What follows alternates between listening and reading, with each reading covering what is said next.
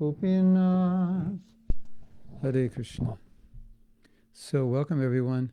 We are now, today, starting a new topic. We finished reading the life sketch of Chaitanya Mahaprabhu. We began at Gaur Purnima and we just finished. And today is what?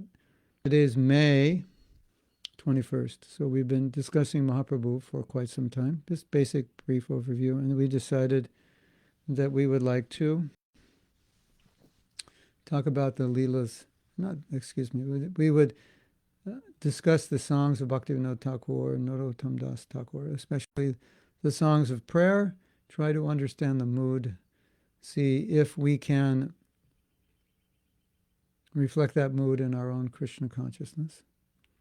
And we're going to begin with the song Gopinatha. And I'm going to sing the song. And Nadia's not here, so Tanya, Gopinatha Part 1. If you can put that up in a few minutes when I get ready to sing, that way it'll be, or Nadia's here, yeah. I sent her a message. One of you, if you can put up Gopinatha, the song Gopinatha by Bhaktivinoda Thakur. And so we ended the class on Shishashtakam, on the topic of Shishashtakam in our last class. And we did a little summary, tried to understand the mood, the heart, as best we could of Mahaprabhu. And I thought that was insightful. It takes us through different levels of devotional service. Through humility, respect, pure bhakti, unmotivated bhakti, to helplessness, to separation, to ecstasy, and then extreme separation. It goes from separation to more separate, the last three verses. Separation to more separation, and then to the mood of Radharani, which is so important. So I was thinking, after I gave this class, I was thinking if someone asks us, well, what do you believe, or what is the essence? We would say the essence is to serve God without any motive, to serve God for His pleasure, and thereby to give others or serve others by giving them Krishna, giving them spiritual life for their benefit. So it is service without motivation, and that's really what Prabhupada was giving us, or trying to get us to, that simple idea. Okay, so what I thought we could do today was discuss the song Gopinatha. Yeah, there's part 1 and part 2. We'll begin with part 1. We'll see how far we get. And I thought the way I would start is I would sing the song. You can sing along with me. And then after each verse, I will read the translation. And then after we sing the song, we'll go back, and I'll read each verse again, and we'll discuss each verse, and maybe read the word meanings as well. So how does that sound? Sound like a good plan? I think so. So Nadia is going to bring up the song on the chat. I think you can actually see the chat if you're watching the recording of this. Anyway, it's Gopinatha by Srila Bhaktivinoda Thakur. It is part 1. She's going to bring that up sooner or later. Otherwise, I have it in the Balaram font, so I could bring it up, but it's not going to look right. So anyway.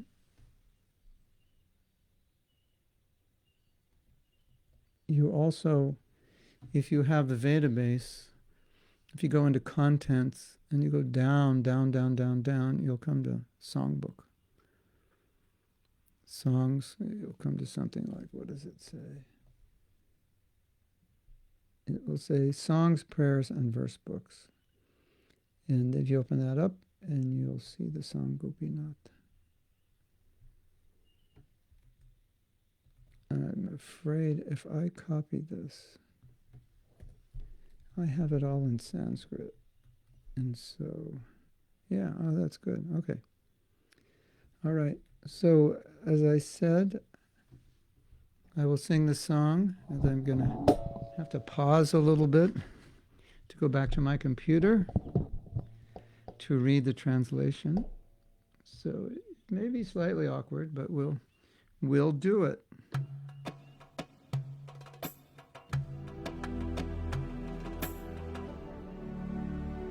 Gopinath,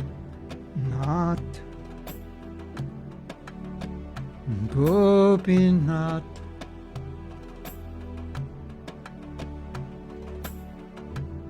Mama nivedana summa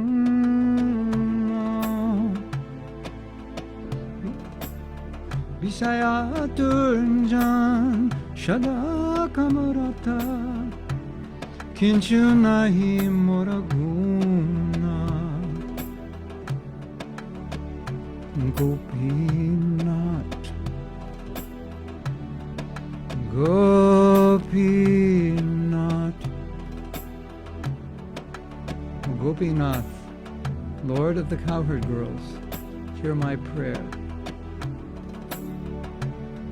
I am a wicked materialist, always addicted to worldly desires, and no good qualities do I possess. Gopinath,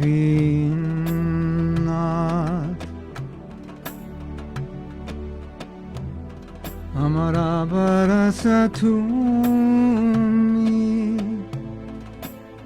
Tamara Charane, Laino Shavana, Tamara King Korani, Gopinath. Gopinath. Oh, Gopinath, you are my only hope. And so I have taken shelter at your lotus feet. I am your eternal servant. Gopinath.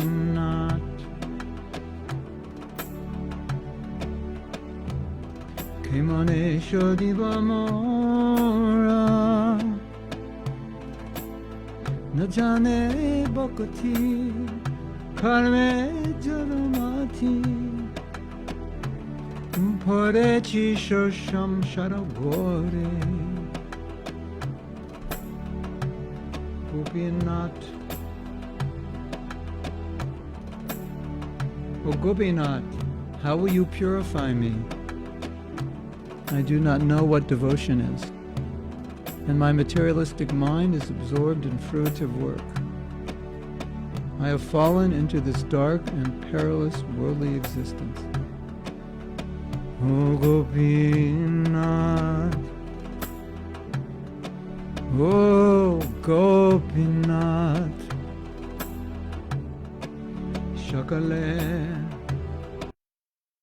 Shakale Tomara Maya,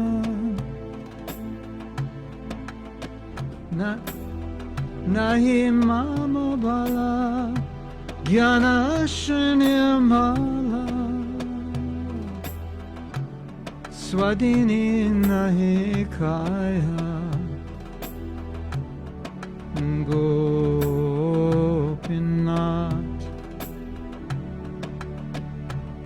Gopinath. Oh Gopinath, everything is here. Everything here is your illusory energy. I have no strength or transcendental knowledge.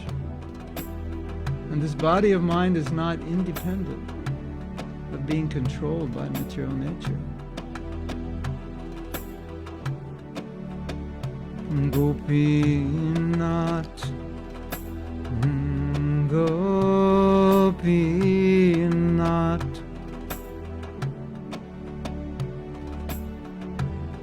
Diyata Charanestana,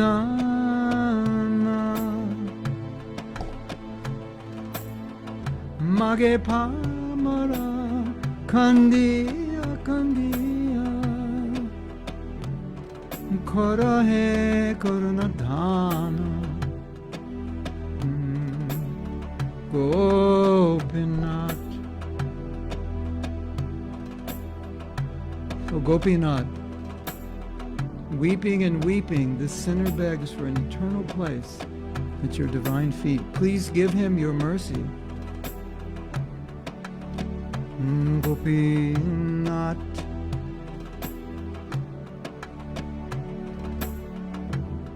Tumi to sakali para tu jane tarite tomara shakati ke ache papira alo Gopinath. Gopinath, since you can do anything, you have the power to deliver all sinners. Who is a greater sinner than I? Gopinath. Hey, Gopinath.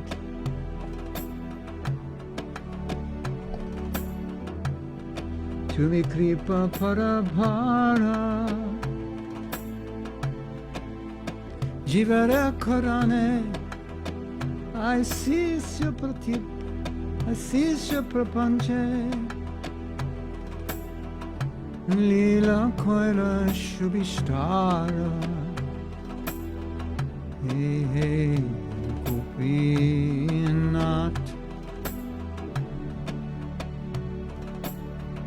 Gopinath, you are the ocean of mercy.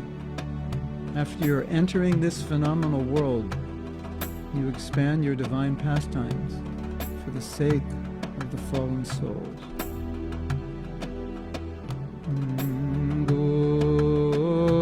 Gopinath, hey Gopinath.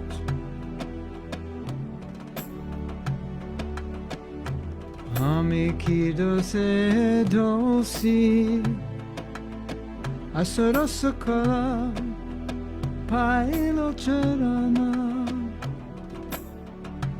vinodata kilo boshi Gopinath. Gopinath.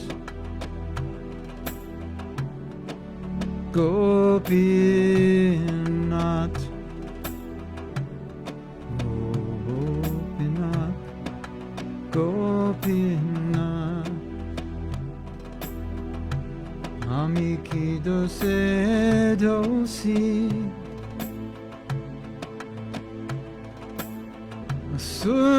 asura sakala pailo charana Vinada takilo boshi Gopinath.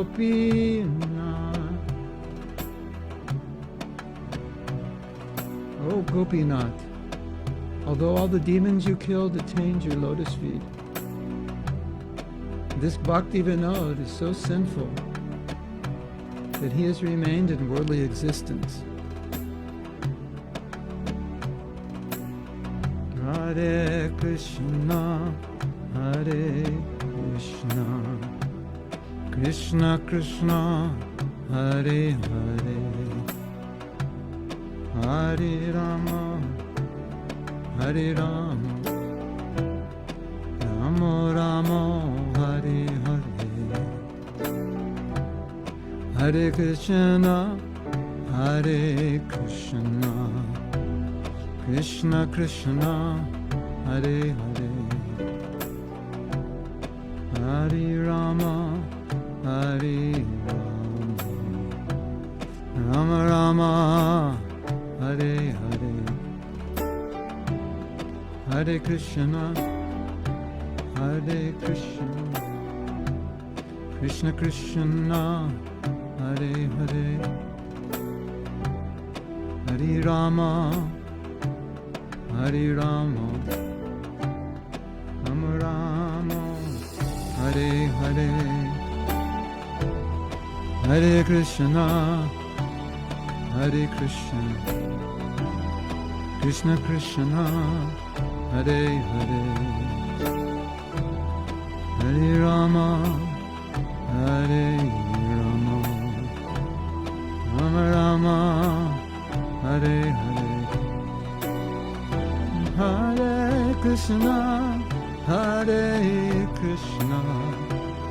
Krishna Krishna, Hare Hare, Hare Rama, Hare Rama, Rama Rama, Hare Hare, Hare Krishna, Hare Krishna, Krishna Krishna, Hare Hare,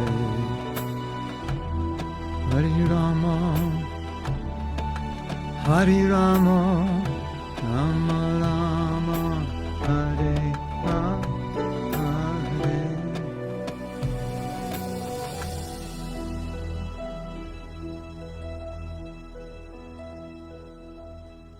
Srila Bhaktivinoda Thakur ki jai. So what I would like to do is try to enter more deeply into these songs. First thing I wanted to say is that there's always this question, is when he's praying, is he actually praying as he's feeling, or is he actually praying for us to make us aware of how we should feel because we're not very humble, or to make us aware of how a devotee should feel? For different songs and different occasions, Prabhupada said both. Sometimes he said, with some songs, he's showing us how to pray. He's showing us how to feel. And sometimes he said, no, he actually feels this way. So we can understand it's both. When a pure devotee feels very fallen, it's sometimes difficult for us to understand. It seems like he's just telling us we should feel fallen, which is true. It's hard for us to understand he would feel that way. Bhaktivinoda Thakur says, I'm wicked, I have a wicked heart, and I'm happy when other people suffer. Is he really feeling that way? We would say, no, he's unhappy when people suffer. But I think in that case it's obvious he's taking the part of a conditioned soul. But when he's expressing his dependence on Krishna, his humility, and that I don't have love of Krishna like that, we can't say that he's not feeling that. So that's so now we'll try to enter into his mood, and I'll again read the verse again. We'll begin with verse 1.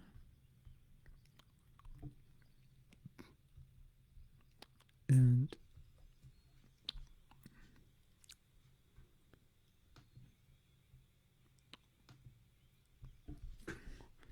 I'll again read the Sanskrit text. This is text 1. If we can, maybe Nadia, you could put up the translation.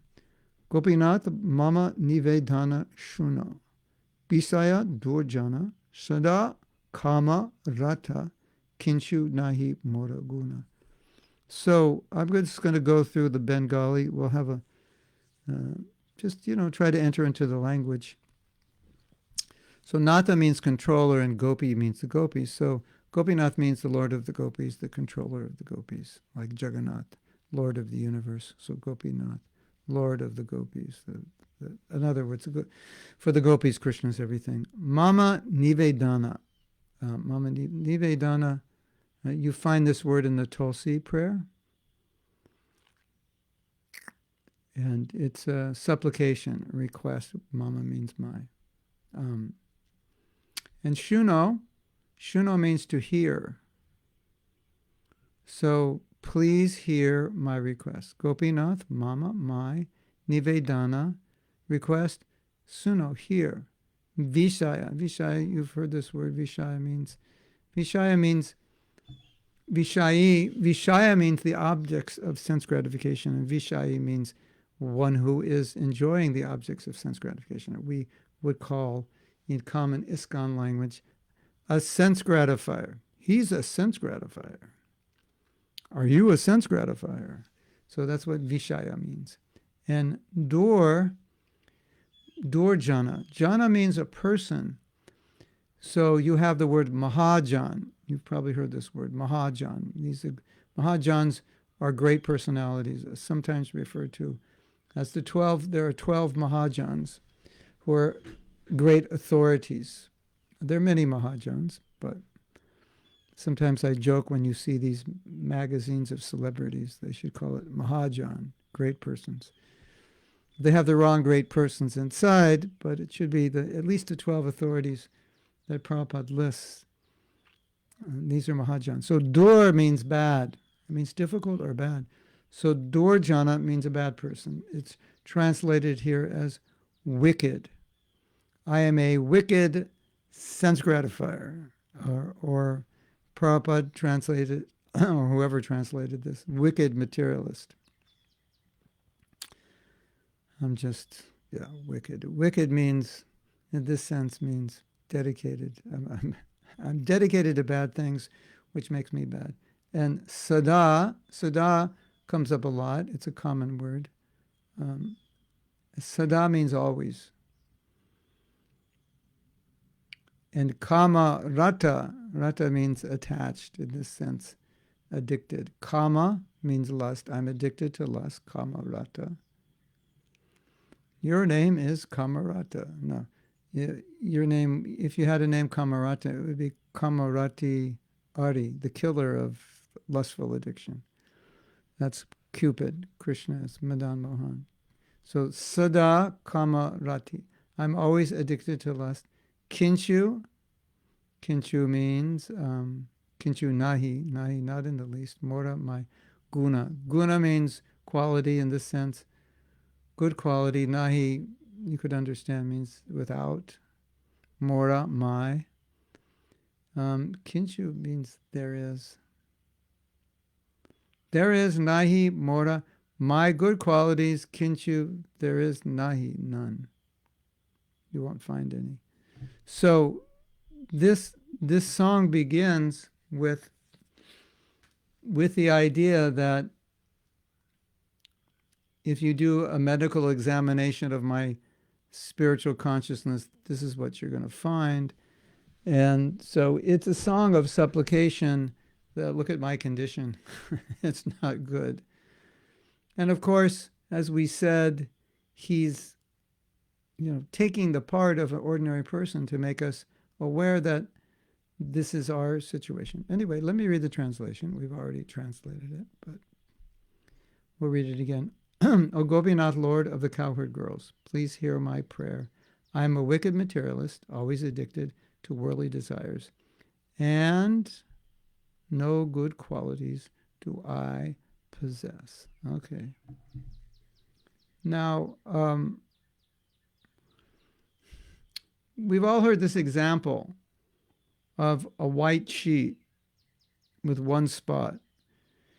Now, one spot really stands out because the rest of the sheet is clean, where a dirty sheet, a soiled sheet, one more spot is not really so noticeable, or even if it is noticeable, it just kind of fits in with the rest of the dirt. It's not bothersome. So one of the things that we notice when someone is pure, that even a speck of dirt is troublesome. So you might say, this is not an ordinary way that people would look at themselves. Look in the mirror. You wicked materialist, addicted to sense gratification. Shouldn't you be ashamed of yourself? You don't have one good quality. And you thinking, that seems like quite extreme. Like maybe something's wrong with this person. Just calm down. You're not that bad. Isn't it? So, you read this and think, well, why is he saying these things? This is not normal. People don't talk like this. People don't, but yeah, I may lack self-esteem, but I don't,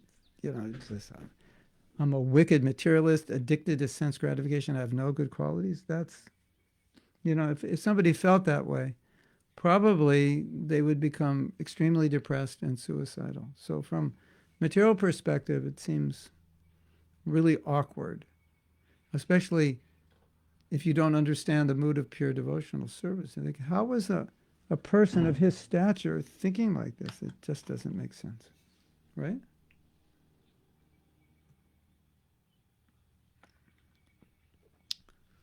When you become pure, your impure purities become magnified in your mind because you see them as things which get in the way of your relationship with Krishna. So they become bigger problems for you.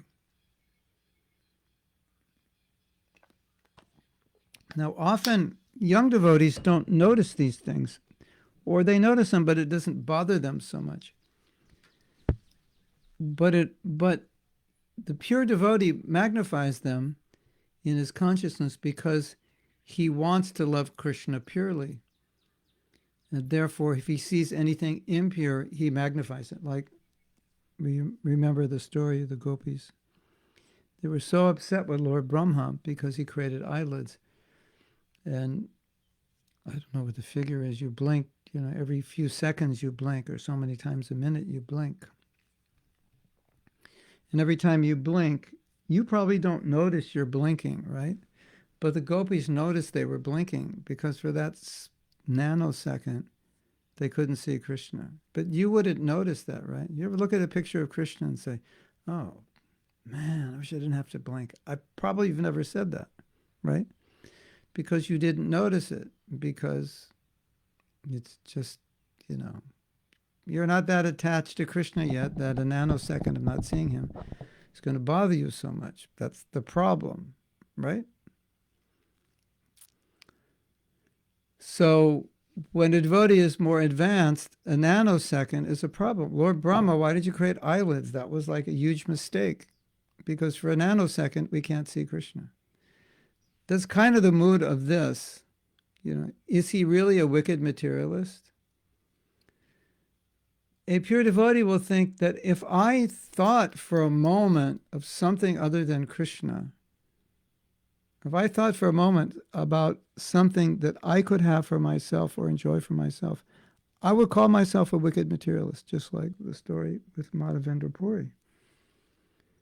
And he wanted to get the recipe for sweet rice because he heard or tasted, I forget, the sweet rice in Remuna, I believe it was. So he went there and he saw the sweet rice before it was offered, and he said, oh, that's a sweet rice.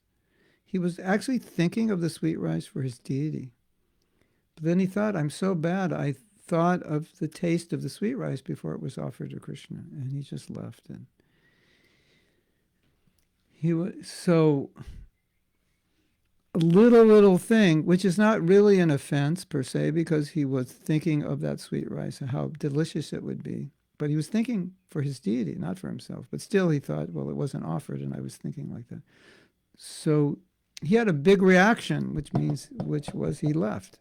He just said, I can't be here. I've offended the deity. He went away. He was regretting it. So that's how a devotee thinks, like little things like that. Mahaprabhu.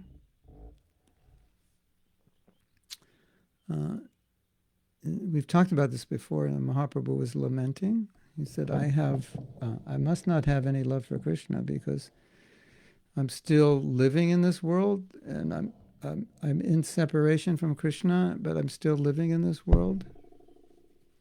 I should have died out of separation. That's like, this is kind of like refining love to the highest degree. So any little thing which gets in the way of that love is seen as something very significant that we may not see. So what this verse is teaching us is that maybe we need to look more at how we're not Krishna conscious, and maybe we need to see it more significantly. Like I think a lot of us think our anarthas sometimes, or our lack of Krishna consciousness, is not a big deal. Well, it's not a big deal. Or I'm a conditioned soul, or whatever it is. It's not such a big thing. But for a pure devotee, it is a big thing. Like, I didn't think of Krishna for 1 second. That's like a big thing. It's like Bhagavatam says, that is your greatest loss. If you forget Krishna for a moment, it's your greatest loss. So this is how the pure devotee thinks. So that's why it seems so strange to us. It seems like they're magnifying some little fault to some big degree. And if someone came to me and said, I'm so fallen, I got up at 4:01, I should have got up at 4 o'clock, we would all say, don't worry about it. Or even you got up at 4:30 or 5, it's not the end of the universe. You can get up at 4 tomorrow. But for the pure devotee who actually loves Krishna, these are like any breach in that love is a huge thing, because they want pure love. So this is something to meditate on. It's a nice meditation, that when you want to love somebody, then you regret whatever you've done that would in any way interfere with that love. So even if I think of myself for a second, oh, I'm wicked materialist, I thought of myself for a second like that. I'm so bad. Yeah, I'm such a bad devotee, I thought of sense gratification for a second. Yeah, so if we think that way, it's probably because we don't have love of Krishna, it's probably more of a psychological problem, although it may have traces of bhakti. But when Bhaktivinoda Thakur thinks that way, it's a sign of love. Or any devotee thinks that way, it's a sign of love. Just like a moment. A moment without Krishna, sight, a nanosecond of blinking the eyelids, a nanosecond thought of something other than Krishna. Like that. That's the idea. So it's really a beautiful meditation, isn't it?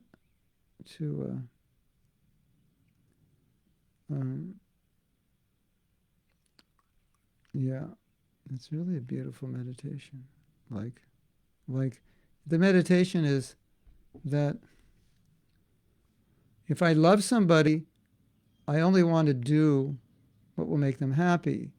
And if I do anything that makes them unhappy, then I feel, oh, I'm such a bad lover. Look what I did. I instead of doing something for them, I did it for myself. I'm a wicked person. So this is how the song starts. It's a self-diagnosis of the condition, and of course it's a petition for help, as are all prayers. Okay, so let's go to the next verse. Unless you have any questions or comments on that verse before I go on. I can wait a moment. Oh yeah, Jyotirmaya has a question.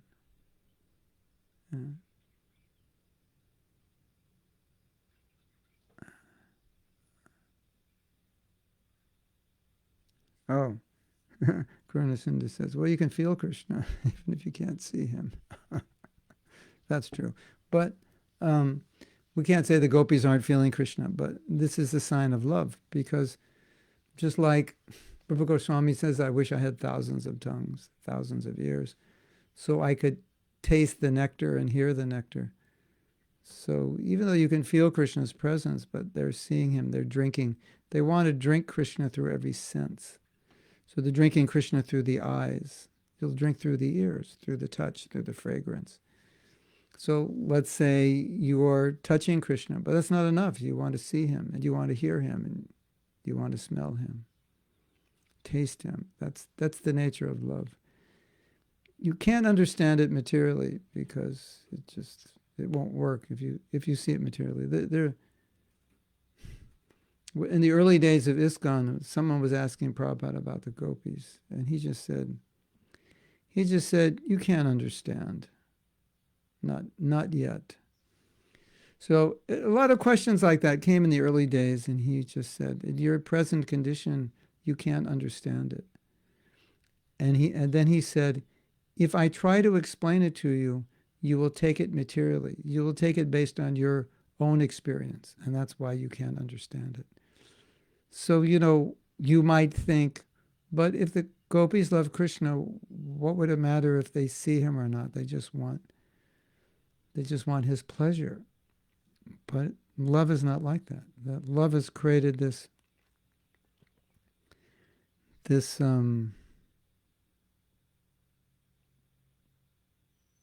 hankering of every sense to be engaged in Krishna as service. So seeing is also service. Narada Muni, you remember the story with Narada Muni. He saw Krishna, and then Krishna disappeared. And Krishna spoke to him. when he saw Krishna, it's described in the Bhagavatam, all his senses became independently, like, I don't know if the word is animated, but they became enlivened to serve every one of the senses. So there's this concept of satiation. You become satisfied. Bhagavatam says, prasidati. But there's also this concept that you'll never become satisfied. It works both ways. You could never drink enough nectar through your ears or through your eyes. So that's why the gopis feel that way. It's the effect of love that's how you feel. I can never get enough, and no matter how much I get, it's not enough, because the nature of spiritual interaction is that whatever you do increases your desire to do it. The nature of material interaction, it has satiation. Spiritual interaction is the opposite. It's like if you were eating, and the more you ate, the more your appetite increased. It's something like that. So, but we can't see it materially because we'll misunderstand it if we try to look at it. Or we try to look at it philosophically. We have to look at it also in terms of rasa and the relationship of the pure devotee with Krishna. Philosophically, you could talk yourself out of understanding it, actually. But so that's a basic understanding, that one who loves Krishna is never satiated, seeing him, hearing him, tasting him, like that. Maharaj Parikshit is an example. He was hearing Bhagavatam. Sukadeva Swami said, "Are you okay? You tired? You need some water? You need to take some rest? You need to eat?" No. Just keep going. Just keep going. You know, so how can you stay awake for 7 days? Like physically, how could you not eat and not drink and not sleep for 7 days and be attentive and hear Bhagavatam? That physically it doesn't make sense. But that's that spiritual addiction where there's love, then that attraction overrides everything. So that's the idea. If that helps explain it.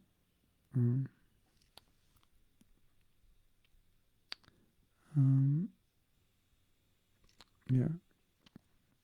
So Jyotirmaya says, since we still have material desires, are we so fallen and condemned?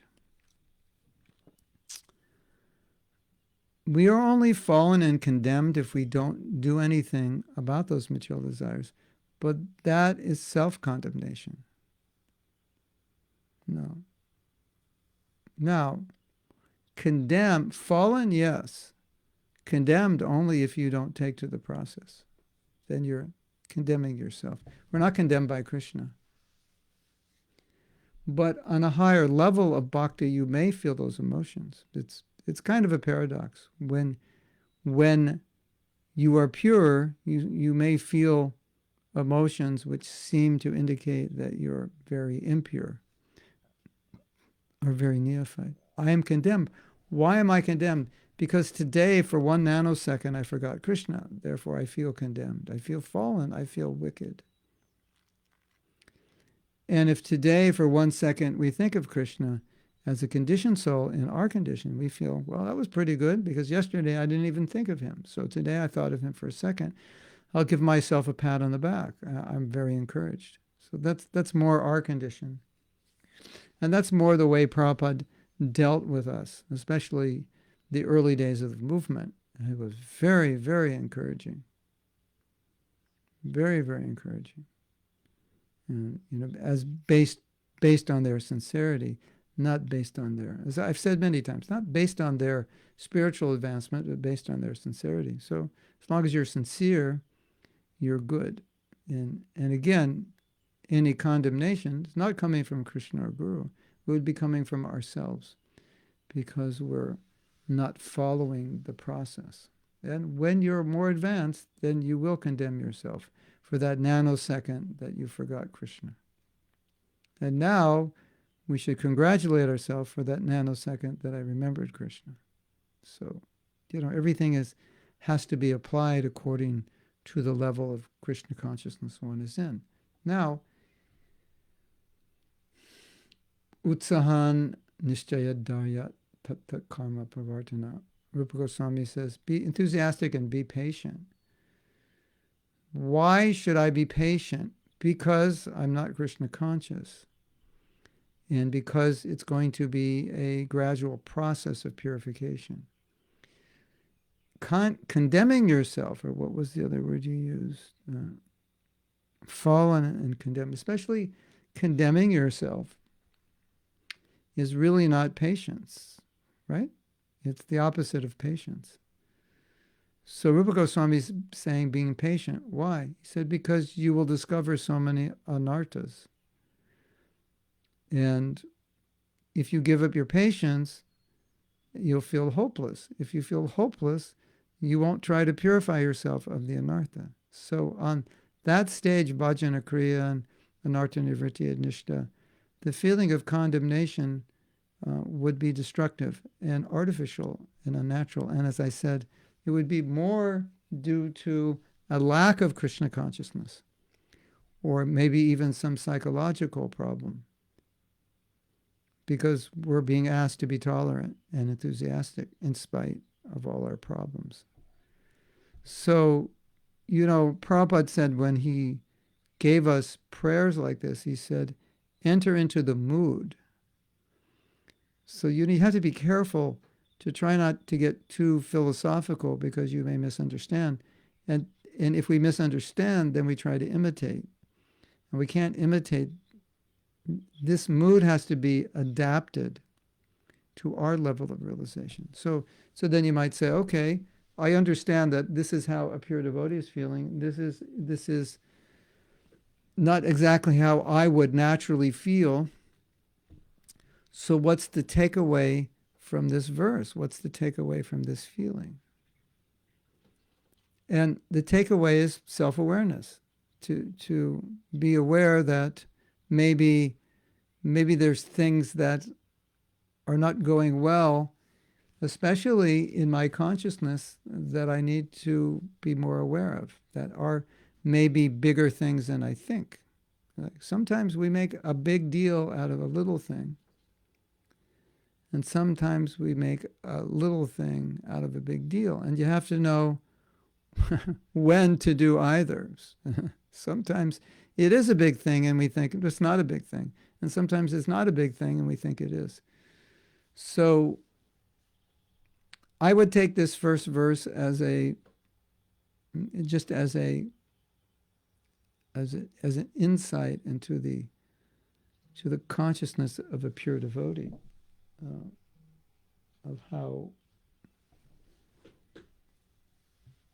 how he wants his love to be pure. He wants his love to be so pure that anything impure in that love is making him feel like a failure, in a sense. I've failed in love. So you can't imitate that, but definitely that mood can be applied in our Krishna consciousness.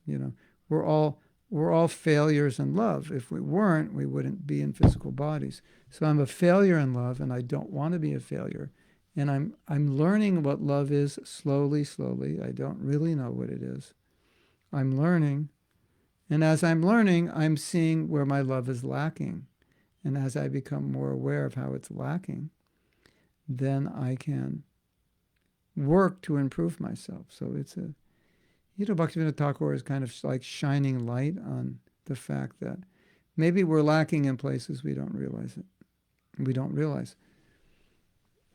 One thing we need to note also, in all these songs of Bhaktivinoda Thakur, you may get the impression that he's like becoming hopeless and he's giving up.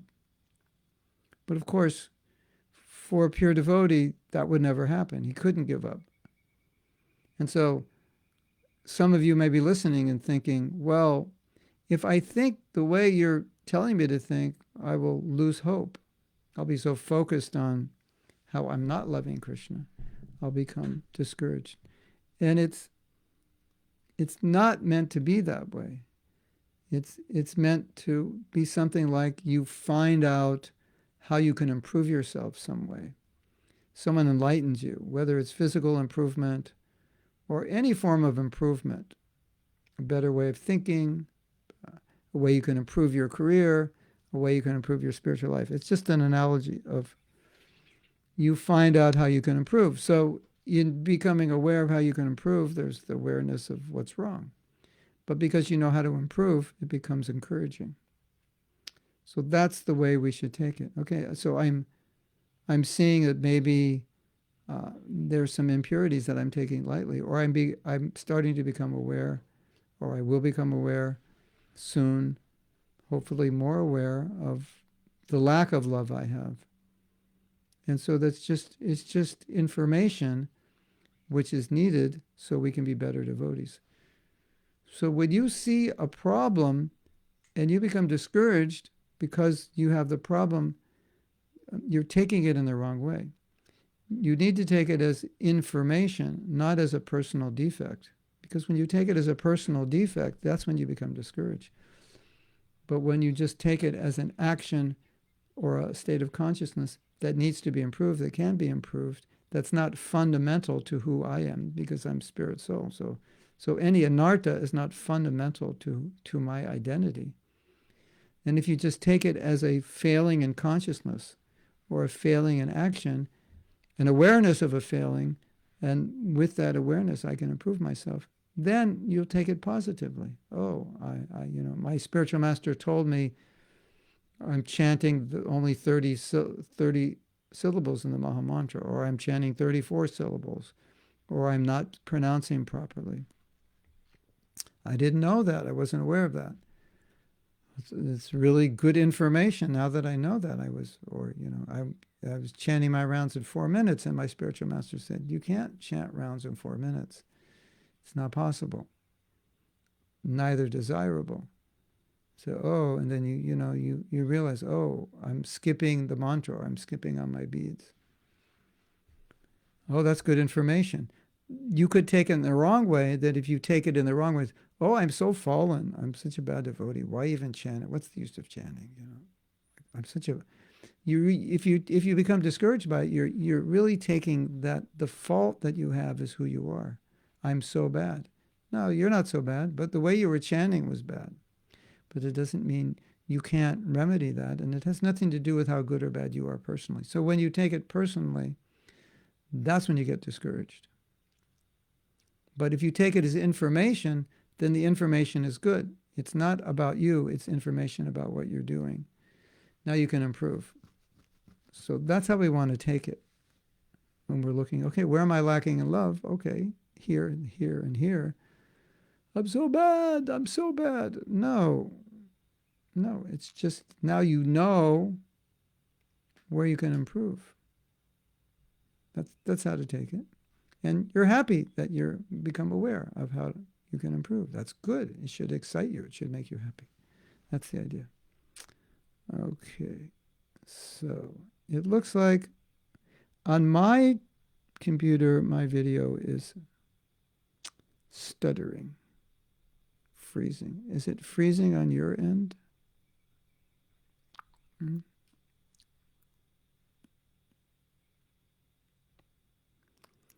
We have a quote here. We're going to read about the gopis' love. This is from Madhya Lila 21, verse 119.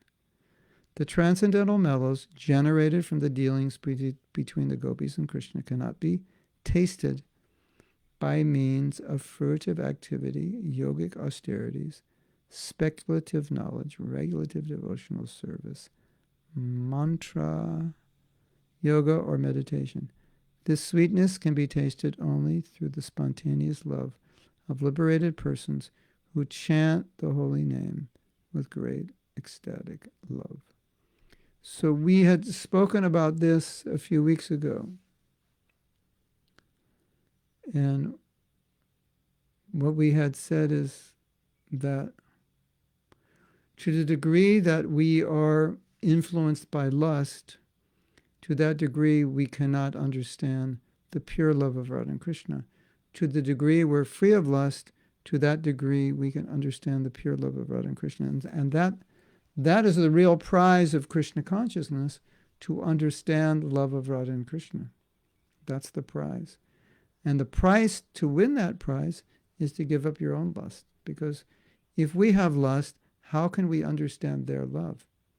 It's only when we're free of lust and we're beginning to develop attachment, attraction, and eventually the sprouting of love, bhava, will we ever be able to understand their love. Right?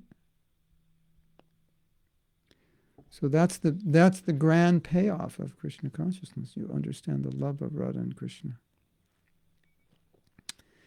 And every action which awakens or brings us closer to that love or purifies us enables us to understand that love just a little bit more, or taste that love in some small way. And every action that is not bringing us closer to Krishna means now we are removing ourselves further from being able to understand that love. And that's the goal, Radha and Krishna. That's the center, that love. That's what we worship. So you don't want to do anything that's going to alienate you from that love. That's the point.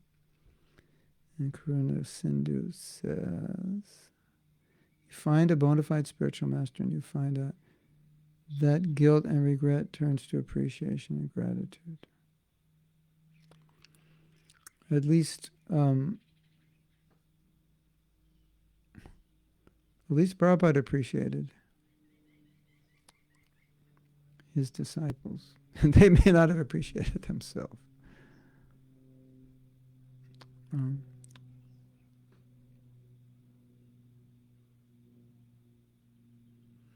Ram is asking how to develop taste for Prabhupada's books. One really easy way to do it. Practice, practice, practice, practice. Just read every day. Set a time to read and read even if you don't want to. And eventually, you'll gain a taste.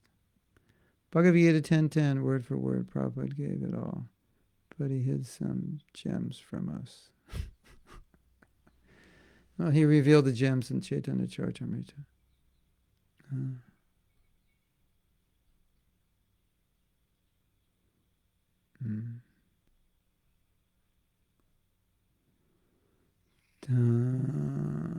Say Bhagavad Gita 10:10.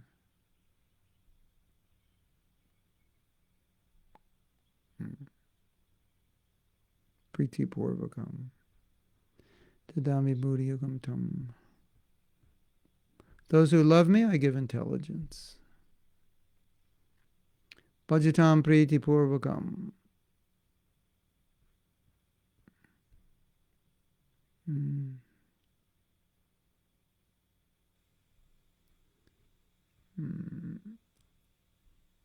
Okay. KB says it's fairly smooth.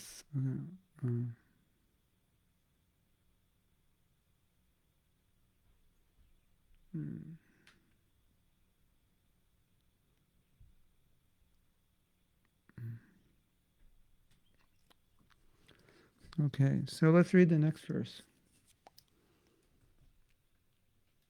This is text 2.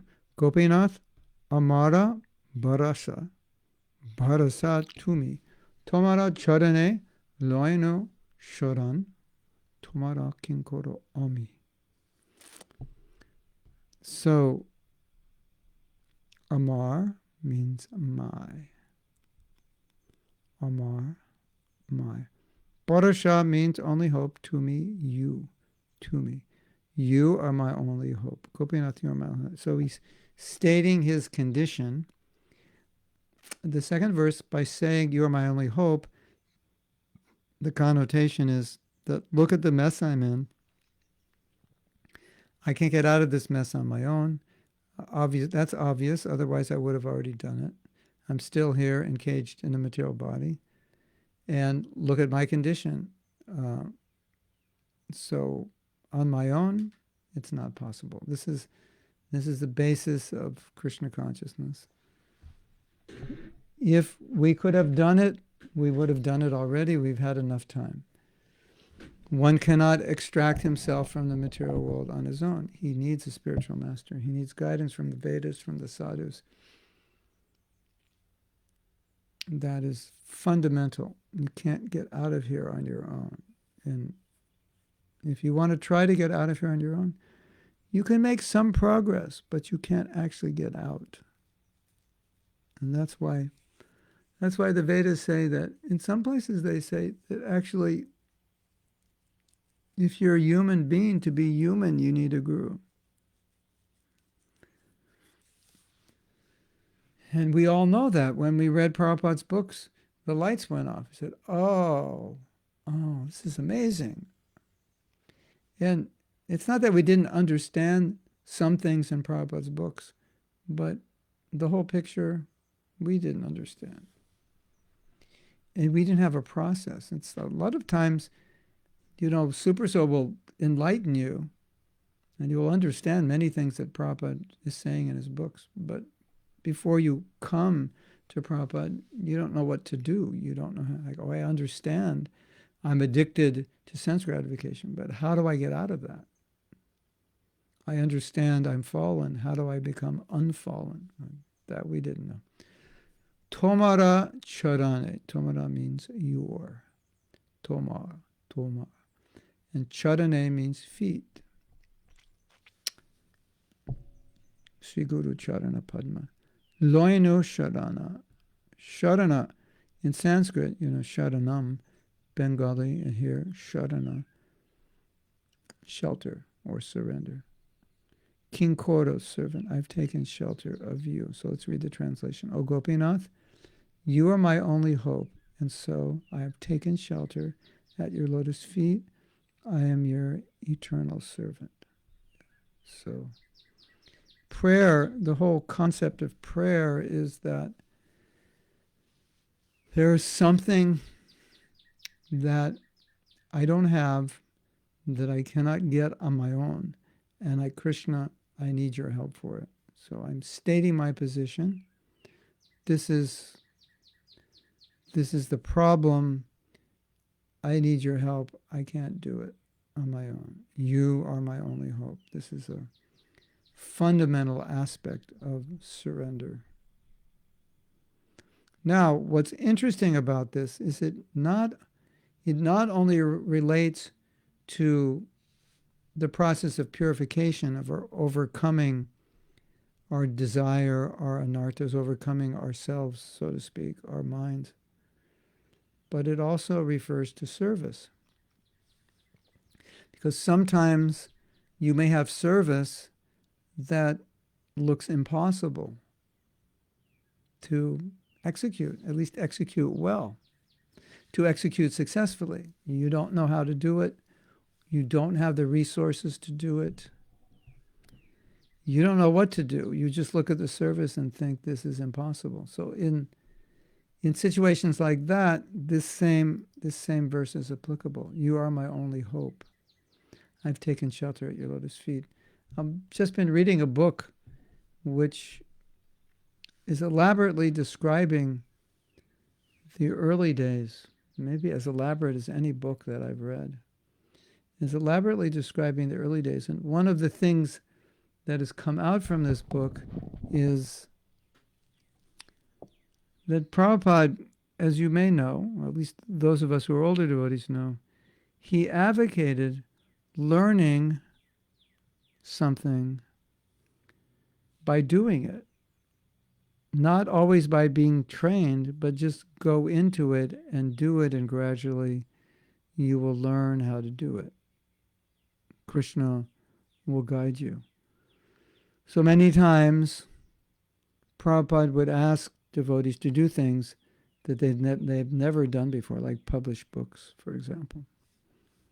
That whole process of layout and publication, distribution. Very few devotees had experience with that.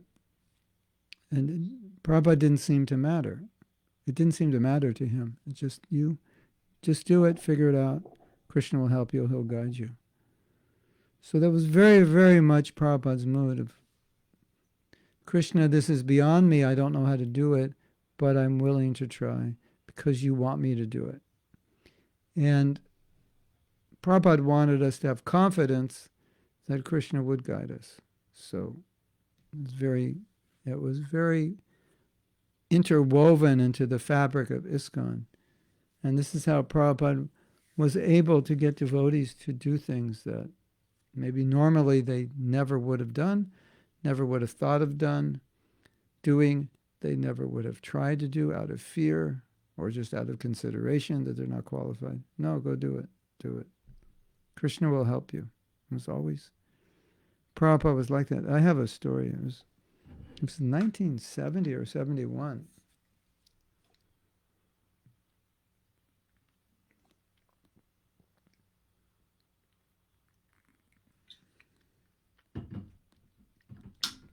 My father he's no longer alive in the body he had as my father.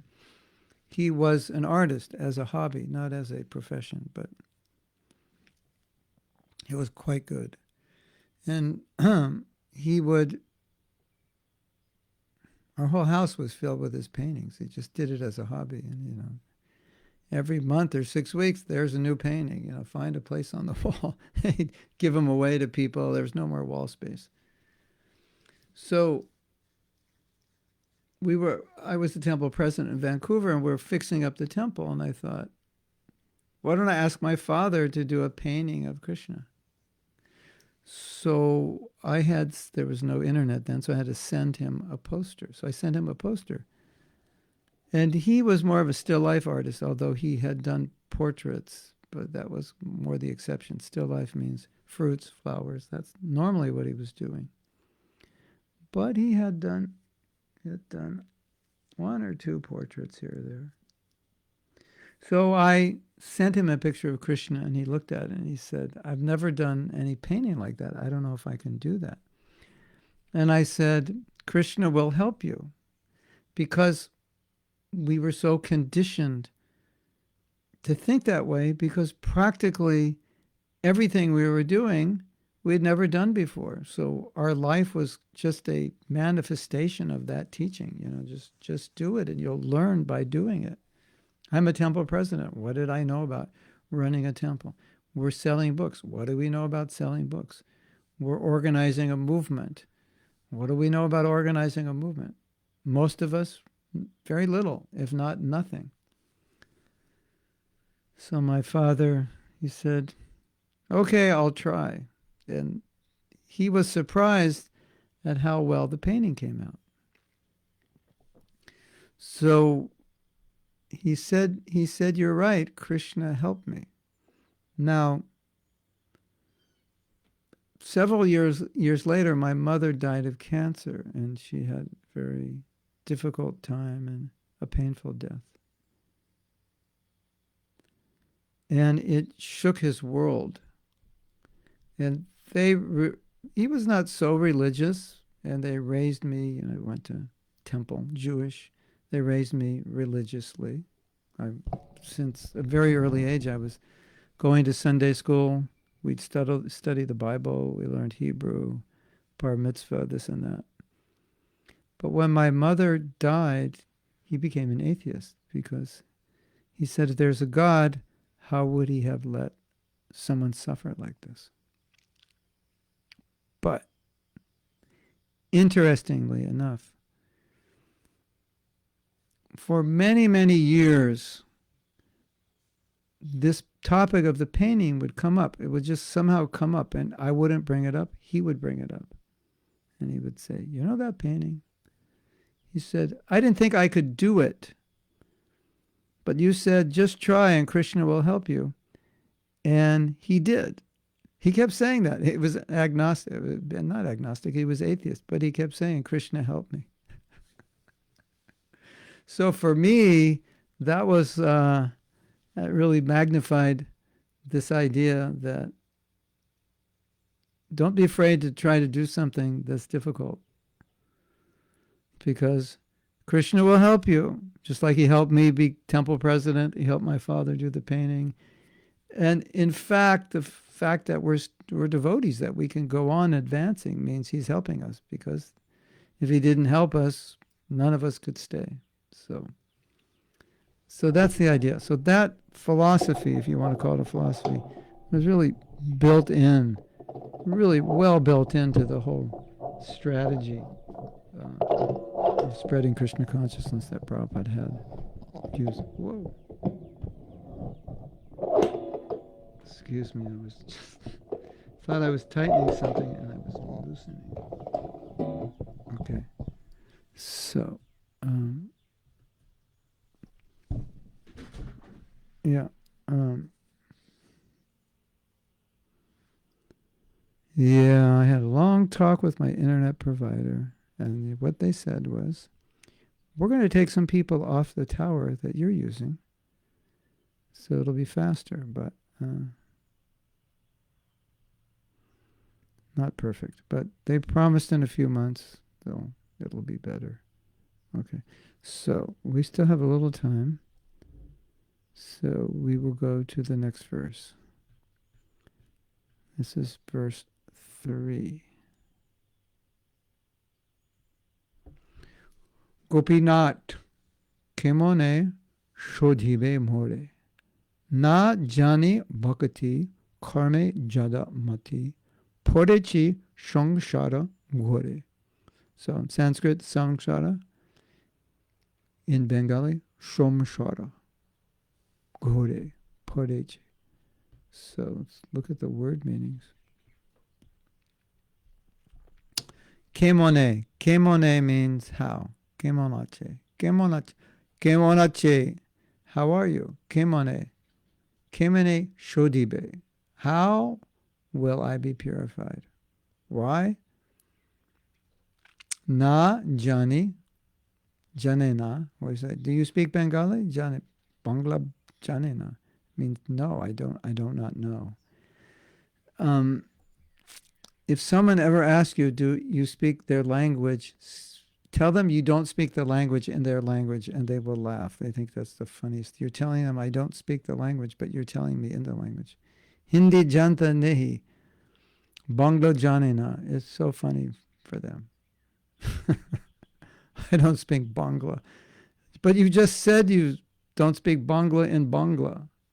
Doesn't make sense. So janena in Bangla means I don't. Bangla janena means I don't speak Bangla. Hindi janena, Hindi jante. So Hindi janta nehi, I don't speak. So na jani, I do not know bhakti. I do not know what is bhakti. Karme, fruitive work, jadi mati. That's what I know. That's what. Jadi mati, my mind is attracted to fruitive work.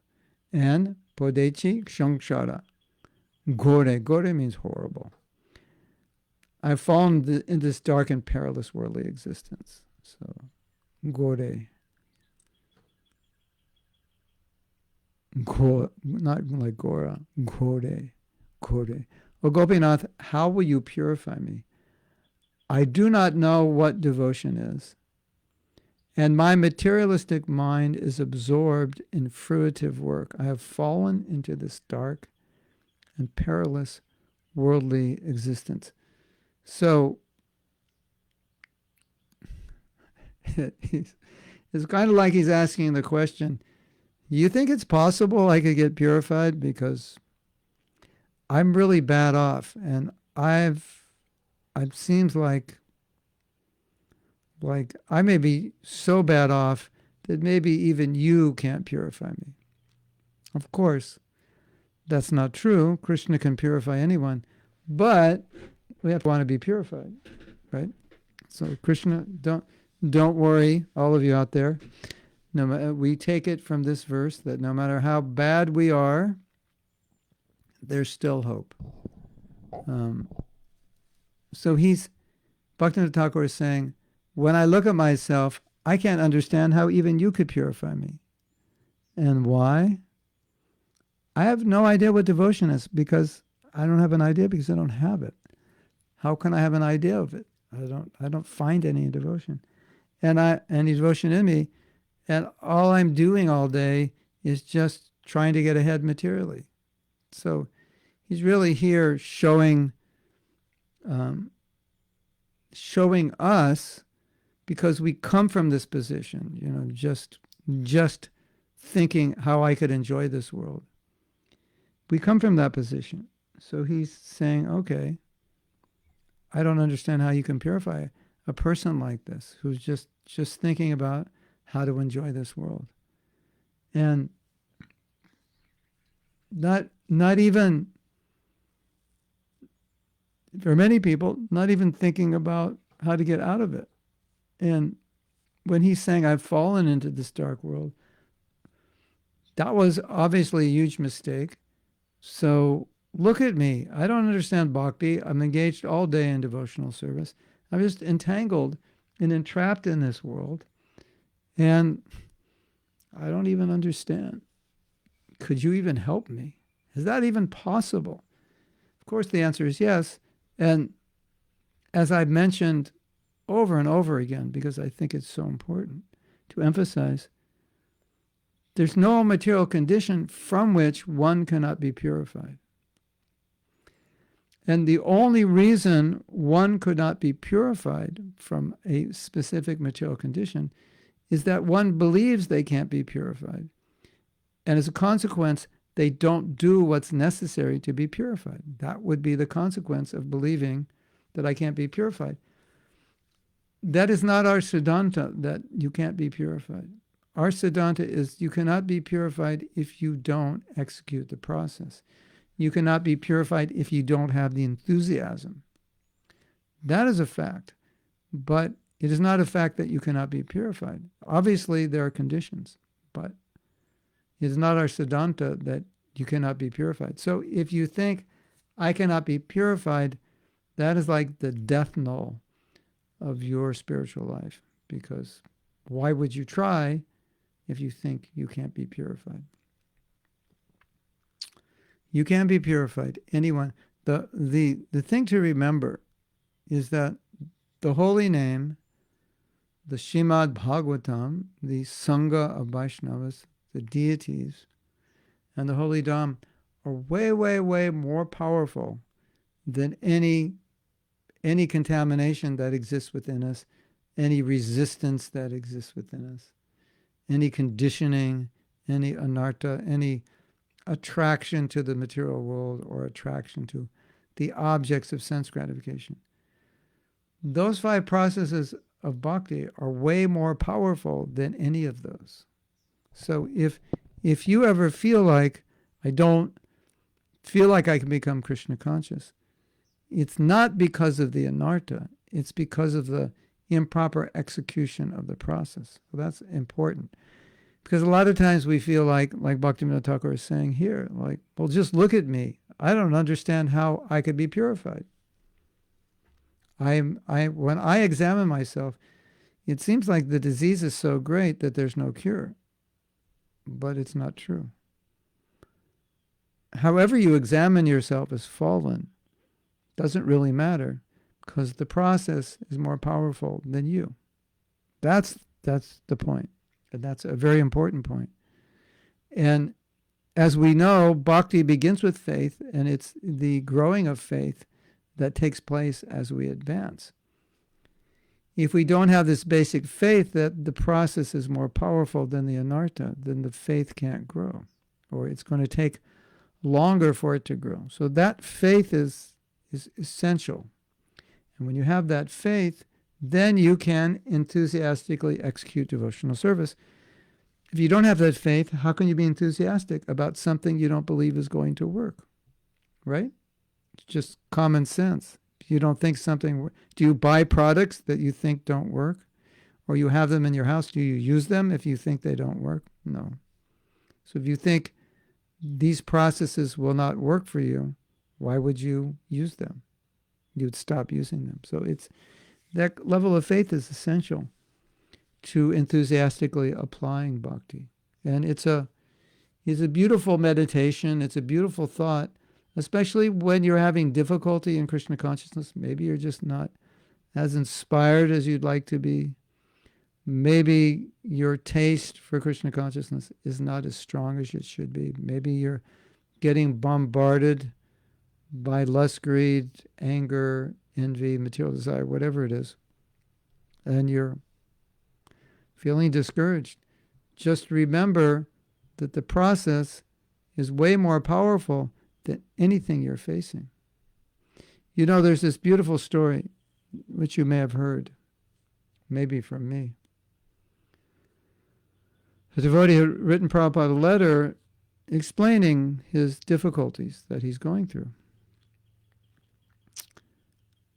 And, you know, just like all this, like a list of all the Maya, you know, here, the 108 forms of Maya. Now, it wasn't that long, but a list of the Maya that he was in. And Prabhupada said, with one kick, I can kick out all your Maya, provided you are willing to follow my instructions. So like it's this whole laundry list of Maya. Prabhupada's looking at it and saying, that's nothing. Don't worry. With one kick, it'll all be gone, provided you follow my instructions. So those instructions are the way we kick out of Maya. So Prabhupada looked at all these problems, and his devotees had lots of problems, being conditioned souls. He looked at these problems, and he wasn't thinking, this is going to be tough to purify these devotees. I don't know if I can do it. I don't know if it's going to work. He never thought like that. From this letter, we can see how he thought. He thought, nothing is a problem provided there's Krishna consciousness. Here's a big anartha. What are we going to do about it? I don't know. Maybe we should just, end the Hare Krishna movement. Maybe we can't purify anyone. He never thought that way. One kick, and I can kick out all your Maya, provided you follow my instruction. Think about that. Isn't that interesting? So Prabhupada's saying, there's no Maya that we can't overcome. You just have to follow the process. So that's why it's so important to never look at Krishna consciousness or look at yourself or look at your situation in a way that makes you feel like, I can't do this, I can't be successful. It's the process is successful. You just have to do the process. It's like sometimes you have these programs, they say, follow this program. You just follow it, you'll get the result. And say, you'll say, I'm not good in marketing. I'm not a good business person. And they'll say, it doesn't matter.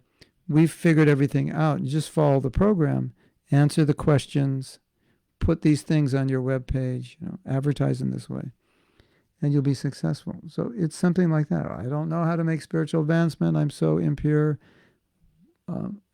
Yes, but the process, you just follow the process. It works.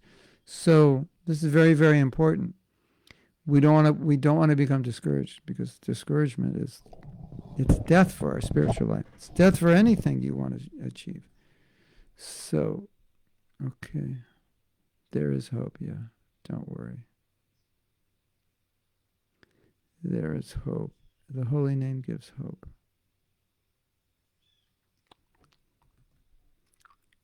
Yes. Okay.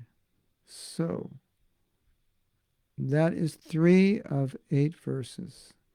I would like to stop now, because unless you have some questions, I need, when we go from this class, we go into japa, and I usually speak about something to inspire. And if I go to 1 minute before and then go straight into the japa, I'm kind of caught off guard. I didn't even have time to think about what to say. And just get ready, get my beads, and drink some water, and get some air like that. So I think we have some things to think about today, don't we? That are helpful. So if you want to join us in 9 minutes, you can go to our japa chanting. You're all invited. We go for the next 2 hours. I stay for the first hour, unless I get inspired. I usually go out in the evening and chant a little more. So if you're going to come, we will see you there. You have an open invitation every Monday, Wednesday, Friday at 11 a.m. EDT. That's the same time as New York.